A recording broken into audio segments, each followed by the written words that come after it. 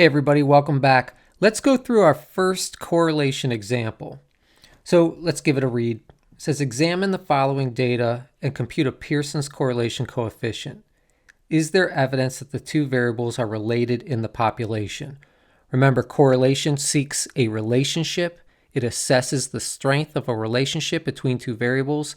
We have sample data, but we're trying to use that sample data to learn about the relationship between those two variables in the population. In other words, is the sample correlation significantly different from zero? A correlation coefficient of 0 would represent no relationship between the two variables. So that's why we're testing to see if our sample correlation coefficient is statistically significantly different from 0. Compute a two-tailed test with an alpha of 0.05. So you can see that we have 5 people that we're measuring.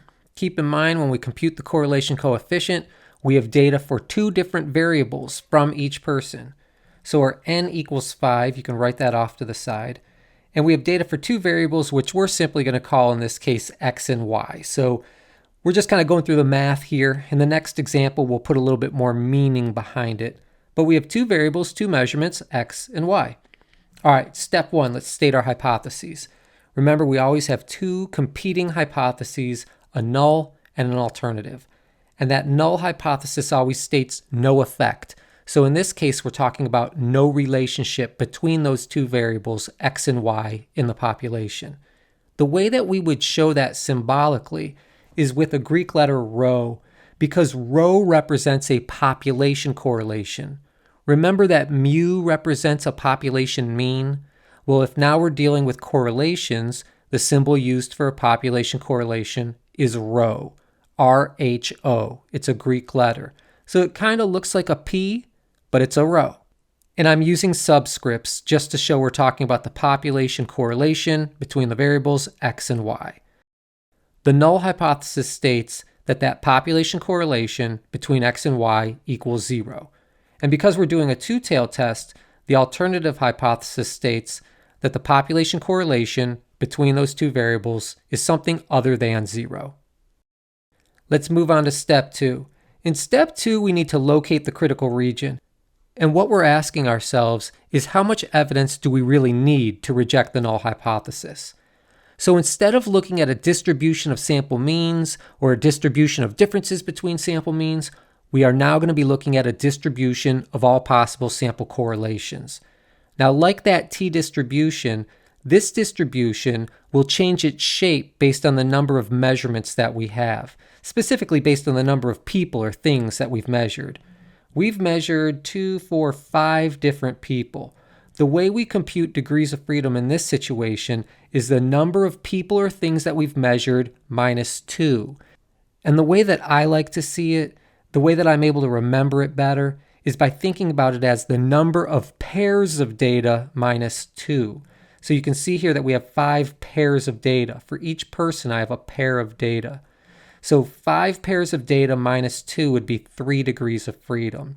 This distribution of R values is relatively normally shaped, but of course it changes shape based on the number of people or things we've measured. So in order to figure out where those critical regions are, we're going to have to look up those values in an R table. So make sure that you print out the R table and you've got it near you. We're going to look at mine right here. Significant values of the correlation coefficient. So that's what we need. This particular table only shows critical values for two-tailed tests, and all of our examples are going to be based on two-tailed tests. We were using an alpha level of 0.05. I don't like how this table is labeled. These should be alpha levels listed there. But we understand, what they're getting at when this table says P equals 0.05. It's really alpha of 0.05. And we know we have 3 degrees of freedom. So the value we're looking for is right here at the top of this table, 0.878. Because we're doing a two-tailed test, our critical regions would be marked off at positive and negative 0.878. So let's go back to step 2, and you can see that's where I marked off those critical regions. Now keep in mind, correlation coefficients range between -1 and 1, and our critical values are at positive and negative 0.878. In other words, they're really far out there. Those are really strong correlations, positive and negative 0.878. So what we're learning is that if you're going to measure just 5 people, you're going to need a lot of evidence to reject the null hypothesis. Sometimes at this point, I make a sketch of the scatter plot just so I can estimate what R would equal.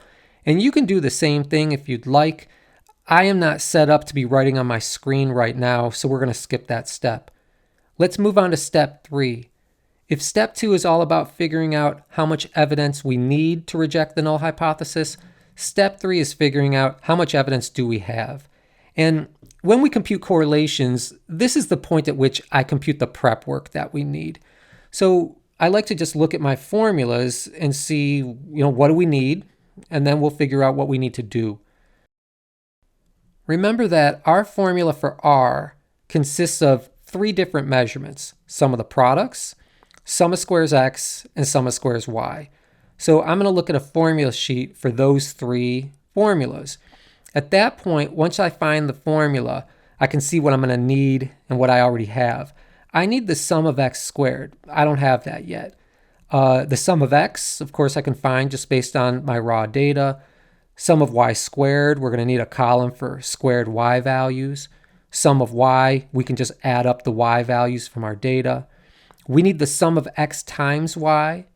Here we need the sum of x, which we would have gotten previously, and the sum of y, which we would have gotten previously as well. So we can see everything that we're going to need. So I added a couple columns here. I've got x and y, that's just based on my raw data over here. I created a column for x squared because I need the sum of x squared right over here. I created a column for y squared because we identified that we needed the sum of y squared right here. And I created a column for x times y because we identified that we needed the sum of x times y right here. So at this point in your handout, you should have labeled all of these columns. And now we can just go through and compute the prep work that we need. Let's do that together. Let's go ahead and fill in this area, and then we'll compute all of our sums. So we need these squared x values. That's pretty easy to do in our head just based on these nice round numbers. 0 squared is 0, 2 squared is 4, 8 squared is 64, 6 squared is 36, 4 squared is 16. So we're able to get these values very easily. We'll do the same thing with the y values. Let's square them all. Negative 2 squared would be 4, negative 5 squared 25, 14 squared 196, 3 squared 9, 0 squared 0. So that's where we got all of these values. We're going to need the sum of x times y, so we're going to need a column of x's times y's. I'm going to take each x value and multiply by its corresponding y value, which is right here, x times y. 0 times negative 2 is 0. 2 times negative 5 is negative 10. 8 times 14, let's just verify that. 8 times 14 is 112. 6 times 3 is 18. 4 times 0 is 0. So that's where we got all those values. Let's just add them up real quickly. 2 and 8 is 10. 16, 20. All right. Let's go ahead and find the sum of the y values. We have negative values in there, so we just need to be careful. I'll use the calculator. So I'm going to type in 2. I'm going to make that negative. We will add to that negative 5. And we will add to that 14 plus 3 plus 0 equals 10. All right, so we can verify that value. We need the sum of x squared. 4 plus 64 plus 36 plus 16. Yep, that equals 120. We need the sum of y squared. So we're going to take 4 plus 25 plus 196 plus 9 plus 0 equals 234. So we verified this value. And now we need the sum of the x's times the y's. Here's our column of x's times y's. Let's just add that up. So we start with that negative 10. We're going to add to that 112 and 18 and 0. So that equals 120. All right, so we have all the sums that we need. We know that we're going to need to compute this R value right here. That our formula is composed of the sum of squares x, sum of squares y, and the sum of the products. So let's compute each of those individually first. Sum of squares x. We need the sum of x squared. That's right here, 120. So we stick that into our equation. Minus, so right here we subtract this fraction. In the numerator, we need the sum of x, that quantity squared. Here's the sum of x. It's 20. So we're going to need 20 squared divided by n, and n equals 5. This is a very important point to remember. How many people or things did we measure? 5. Sometimes students will make a mistake and they'll count up the raw data. 1, 2, 3, 4, 5, 6, 7, 8, 9, 10. We do have 10 different measurements, but n represents the number of people or things that we measured. So we need to make sure we get that right. Because if we're not measuring our n right, we're going to have the wrong value here, here, and here in all of these equations, and we're also going to compute degrees of freedom wrong. So that means we're going to have the wrong critical value. So remember, n equals the number of people or things that we've measured, and in this situation, we measured 5 different people. All right, let's pump this out. So we're going to need 120 minus this fraction. Let's figure out that fraction real quickly. If we take 20 and square it, and then divide that by 5, that equals 80. So 120 minus 80 equals 40. All right, so that part there makes sense. Let's work on the sum of squares y. So we need the sum of y squared. Here's our column of y squared. The sum of that is 234. So that's where this number comes from. Minus this fraction. This fraction consists of our numerator, which is the sum of y, that quantity squared. Here's y. The sum of y equals 10. So we need 10 squared divided by n, and n, of course, equals 5. So let's figure out this fraction, and then we'll subtract it from 234. 10 squared equals 100, and 100 divided by 5 equals 20. So what we really have here is 234 minus 20. So I'll take 234 and subtract 20, and we find that equals 214. All right, so we verified that value right there. The next thing we're going to need before we can compute R is the sum of the products of the deviation scores. That consists of this value right here, the sum of x times y. Here is a column labeled x times y. The sum of x times y is 120. So that's where this value comes from. Minus this big fraction in here. The numerator of the fraction consists of the sum of x times the sum of y. The sum of x is 20. The sum of y is 10. So here we have 20 times 10. And we need to divide by n, which we've noted before, equals 5. Let's go ahead and figure out this fraction, and then we'll subtract it from 120. So we have 20 times 10, that equals 200. I need to divide that by 5. So that fraction equals 40. So what we're left with is 120 minus 40, and that equals 80. And that's where that number comes from. Now we just need to take these 3 values and plug them into this formula for our Pearson correlation. The sum of the products we just computed, that equals 80. We're going to put that in the numerator. Our denominator consists of the sum of squares x times the sum of squares y.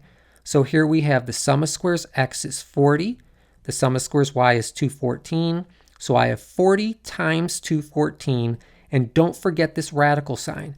After we multiply those, we're going to have to find the square root. So let's move on to the next step. Let's actually go ahead and multiply those values.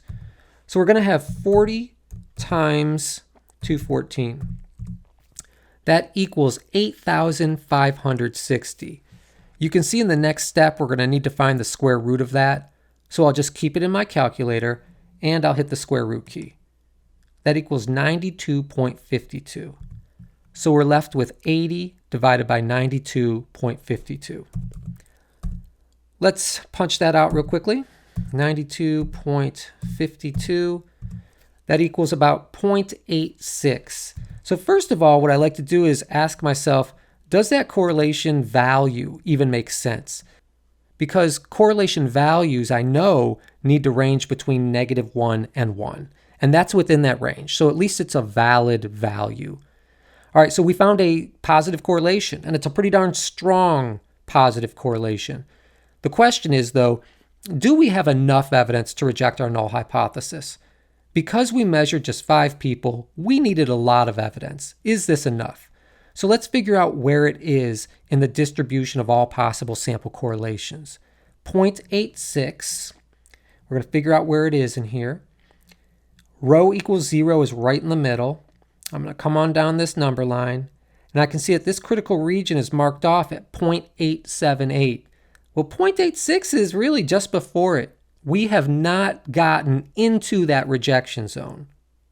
So I'm going to ask myself those basic questions. Am I in the critical region? Am I in the rejection zone?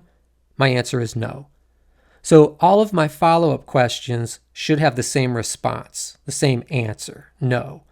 My first follow-up question is, should I reject the null hypothesis? Well, I'm not in the critical region, so no, I should not reject the null hypothesis. So we're going to continue to embrace the null hypothesis. And the null hypothesis states that the population correlation between those two variables is 0. In other words, there's no relationship between X and Y in the entire population.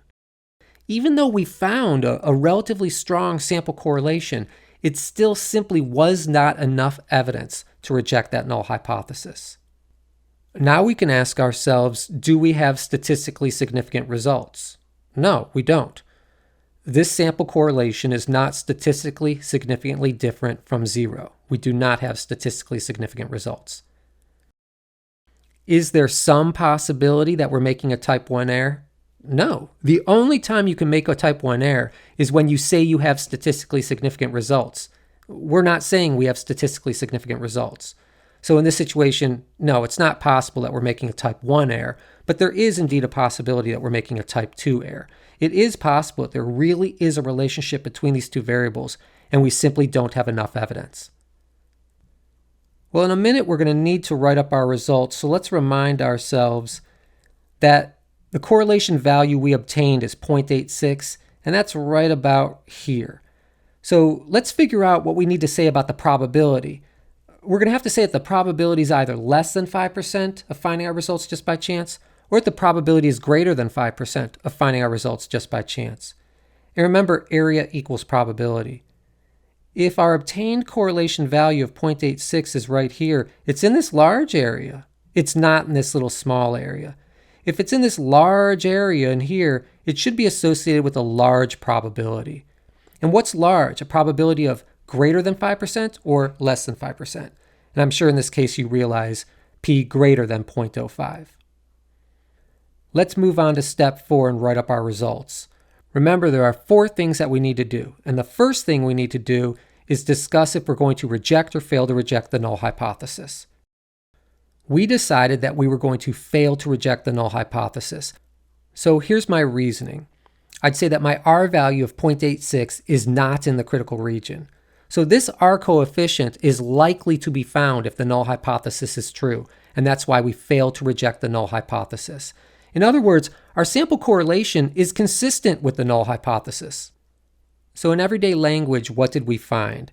There is insufficient evidence that the two variables X and Y are related in the population.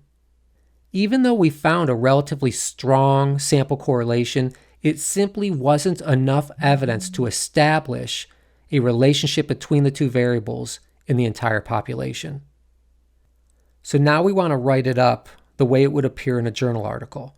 This isn't a Z value, it isn't a T value, it isn't an F value, it's an R value. So we're going to write R with 3 degrees of freedom equals 0.86. So that's the value we actually computed. The probability of finding that value just by chance, just due to sampling error, is greater than 5% based on a two-tailed test. I'm going to pull out my calculator again. And now let's compute our measurement of effect size. In this case, the most appropriate measurement of effect size is actually very easy to compute. It's simply R squared. So we're going to take our R value, 0.86, and square it. It's very easy. That equals about 0.74. As we learned with eta squared, it's the interpretation of this effect size measurement that's just a little bit more complicated. What we're going to end up saying here is that some percentage of the variability in the criterion variable can be explained by the predictor variable. So just to remind yourself, right here above X, put down predictor, and above Y, put criterion. So what we're saying here is that 74% of the variability in the y variable can be explained by the variability in the x variable. So 74% of the variability in y can be explained by x. Some people call that value r squared, the coefficient of determination. And in this situation, it's a pretty large effect size. It's a very large effect size. We're saying that 74% of the variability in our criterion variable can be explained by the predictor variable. All right, that does it for this example. Next, we'll go over example 2. I'll see you in the next video.